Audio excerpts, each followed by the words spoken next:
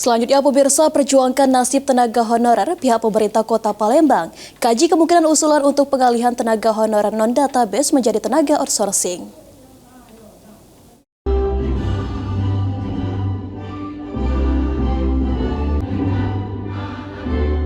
Sesuai surat keputusan Kemenpan RB nomor 16 tahun 2025, ditegaskan jika tenaga honorer atau non-ASN, non-database Badan Kepegawaian Negara atau BKN tidak bisa diangkat sebagai pegawai pemerintah dengan perjanjian kerja atau P3K paruh waktu pada tahun 2025 ini.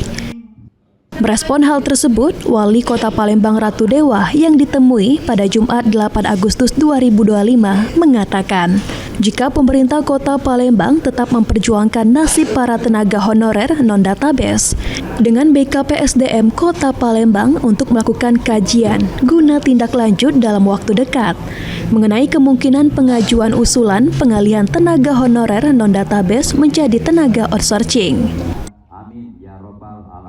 Kala itu saya sudah minta dari BKPSDM BKPSDM dalam waktu dekat untuk dikaji formulanya seperti apa. Kalaupun itu bisa kita usulkan, untuk itu dalam waktu dekat ini akan ada tindak lanjutnya seperti apa. Untuk sementara ini masih dikaryakan atau seperti apa kalau untuk database? Untuk sementara masih tetap seperti biasa. Masih tetap. Ya.